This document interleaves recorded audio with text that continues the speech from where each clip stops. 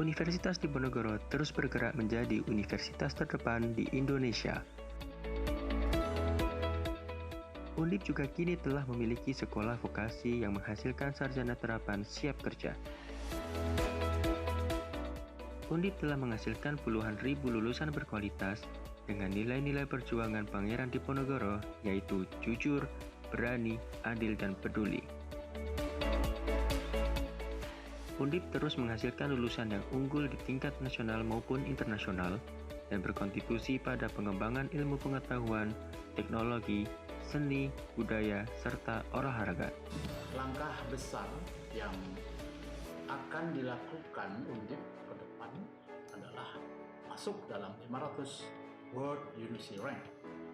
Kami akan terus memperbaiki aspek-aspek pendukung, mulai dari regulasi internal kami, peningkatan sarana dan prasarana, sistem keuangan, tata kelola birokrasi, sistem informasi, serta meningkatkan kualitas sumber daya manusia, peningkatan kualitas Tridharma perguruan tinggi.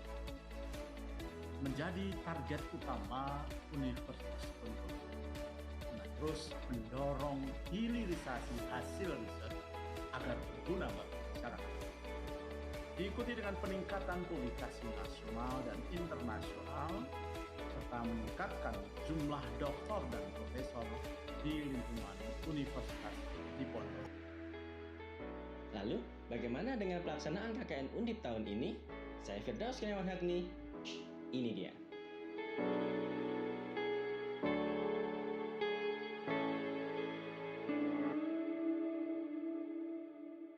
Saya harapkan betul saudara-saudara sekalian untuk berhati-hati betul, laksanakan tugas. Protokol kesehatan ikuti, udahlah, manut saja, tidak usah kemaki. Jangan merasa bahwa Anda pintar sendiri, masih ada langit di atas langit Anda. Ya, selamat berjuang, semoga nanti kembali dalam keadaan sehat dan selamat. Ya, moga-moga pandemi COVID ini segera berakhir dan kita bisa berjumpa lagi dalam keadaan yang lebih baik dan lebih baik. Terima kasih. Kabupaten Minahasa Utara. Kabupaten Minahasa Utara dengan pusat pemerintahan dan ibu kota di Air Madidi terletak di Provinsi Sulawesi Utara. Kabupaten ini memiliki lokasi yang strategis karena berada di antara dua kota, yaitu Kota Manado dan Kota Bitung. Jarak dari pusat kota Manado ke Air Madidi sekitar 12 km yang dapat ditempuh dalam waktu 30 menit. Dalam sektor pariwisata, daerah ini memiliki banyak potensi wisata antara lain wisata budaya, yaitu Cagar Budaya Waruga. Kemudian, ada juga Tari Kabasaran yang merupakan tarian keprajuritan tradisional Minahasa yang diangkat dari kata wasal, yang berarti ayam jantan yang dipotong jenggernya agar sang ayam menjadi lebih garang dalam bertarung. Tarian ini juga diiringi oleh suara tambur atau gong kecil. Dari berbagai banyak macam wisata yang berada di Minahasa Utara, wisata pantai yang dijadikan simbol utama wisata di Minahasa Utara. Dengan keindahan alamnya, biru lautnya, dengan kejernihan air lautnya, keindahan alam bawah lautnya, yang menjadikan daya tarik wisata Minahasa Utara.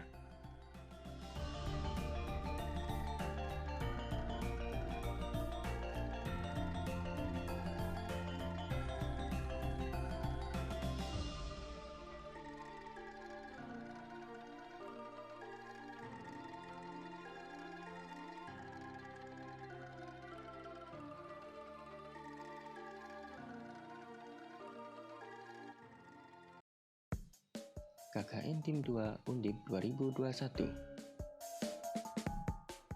Dengan tema KKN, sinergi perguruan tinggi dengan masyarakat di masa pandemi COVID-19 berbasis pada tujuan pembangunan berkelanjutan atau Sustainable Development Goals melalui kegiatan kuliah kerja nyata.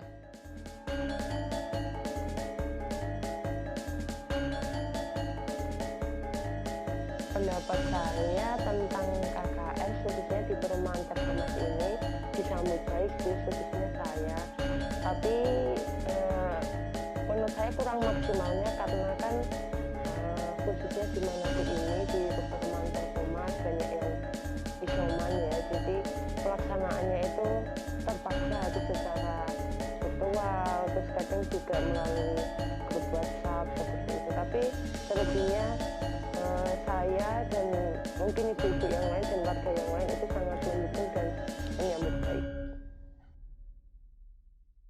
Dengan permasalahan yang telah diobservasi oleh mahasiswa KKN ialah kurangnya penerapan protokol kesehatan di kalangan anak usia sekolah, di mana pemerintah yang berencana akan kembali membuka pembelajaran tatap muka pada bulan Juli 2021, sehingga hal tersebut membuat kecemasan orang tua yang masih belum yakin bahwasanya anak-anak mereka dapat dengan konsisten menerapkan protokol kesehatan selama berada di sekolah.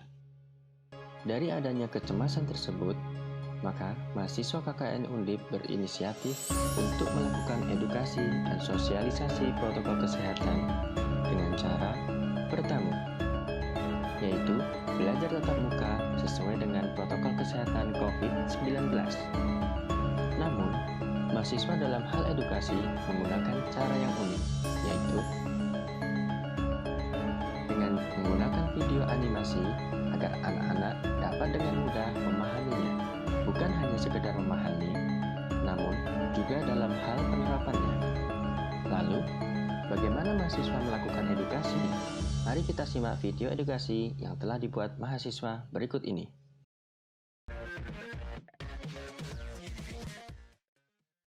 Menteri Pendidikan dan Kebudayaan Nadiem Anwar Makarim telah mengumumkan diperbolehkannya kegiatan belajar tatap muka untuk kembali digelar. Nadiem menyebut kebijakan itu berdasarkan keputusan bersama 4 menteri, yakni Menteri Kesehatan, Menteri Pendidikan dan Kebudayaan. Pemerintah mewajibkan seluruh sekolah untuk melakukan pembelajaran tatap muka atau PTM setelah vaksinasi terhadap seluruh peserta dan tenaga pendidik rampung pada bulan Juni 2021 mendatang.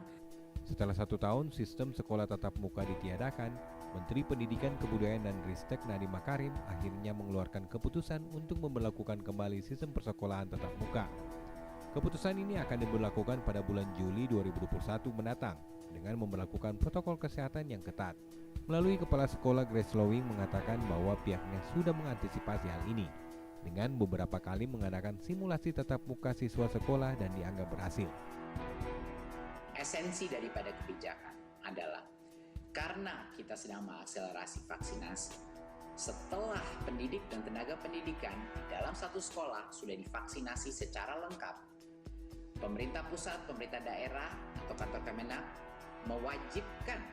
mewajibkan satuan pendidikan tersebut untuk menyediakan layanan pembelajaran tatap muka terbatas dengan menerapkan protokol kesehatan.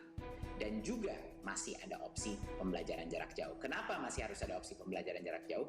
Karena protokol kesehatannya itu maksimal kapasitasnya 50%. Jadi mau tidak mau, walaupun sudah selesai vaksinasi dan diwajibkan untuk memberikan opsi tatap muka terbatas, tapi masih harus melalui sistem rotasi.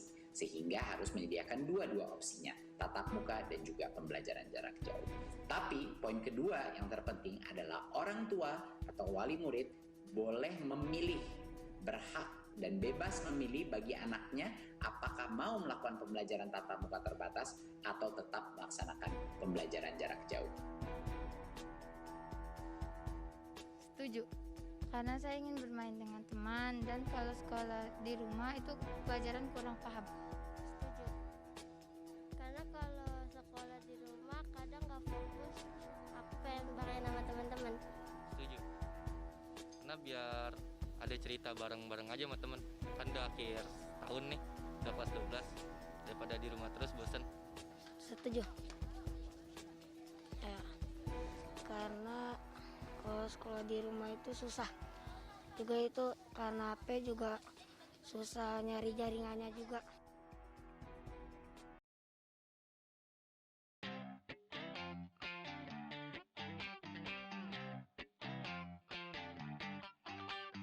Seru belajar kebiasaan baru agar selamat selalu, ini panduan untukmu.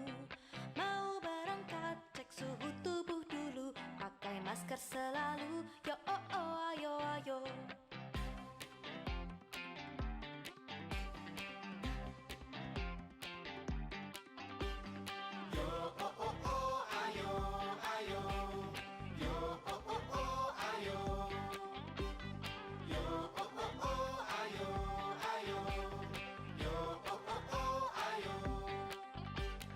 Saat di jalan jaga jarak tubuhmu, jangan gandengan dulu, yo oh oh ayo ayo.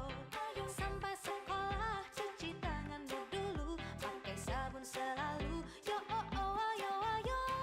Yo yo yo ayo ayo. Yo yo yo ayo. Yo yo yo ayo ayo. Yo yo yo ayo. Dengan temanmu jangan deketan dulu, pakai barang pribadimu, yo oh oh ayo ayo. Pulang sekolah langsung pulang ke rumah, mampir gak usah, yo oh oh ayo ayo. Sampai di rumah bersih-bersih segera, supaya kita bisa jumpa lagi di sekolah. Yo ayo kita bersama-sama jaga agar sehat selamat, yo oh oh ayo ayo. Seru belajar kebiasaan baru agar selamat selalu, itu panduan untukmu. Seru belajar kebiasaan baru.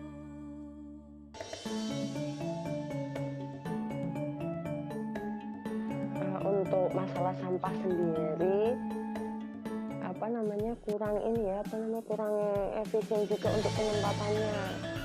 Tidak ada tong-tong sampah atau tempat-tempat sampah khusus untuk warga untuk bisa menaruh sampahnya. Otomatis mau tidak mau harus ditaruh di pohon, kalau nggak di pagar rumah, seperti itu.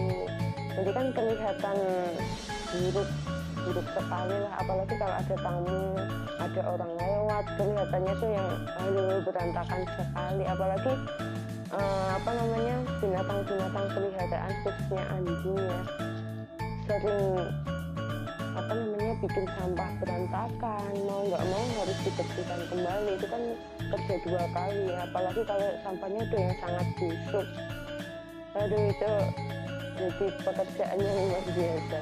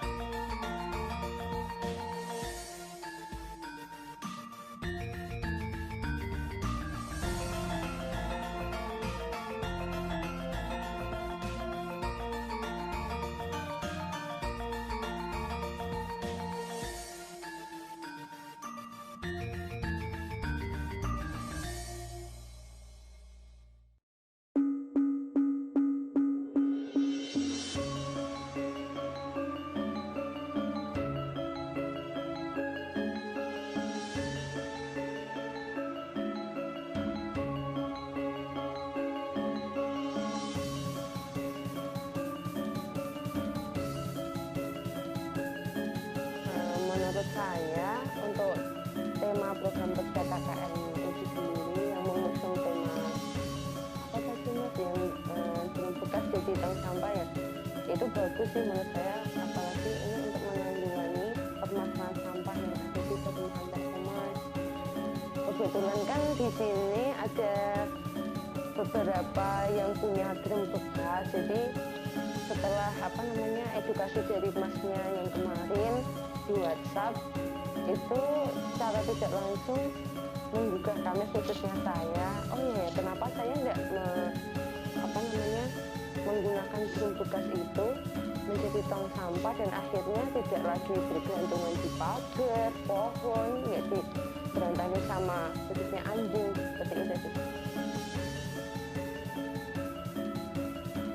Harapan saya semoga program kerja KKN Masnya yang dilaksanakan kemarin punya dampak baik jangka panjang, tidak hanya waktu terlaksanakannya KKN, tapi kedepannya itu masih berlanjut seperti itu. Bagaimanapun, Undip pasti lebih baik.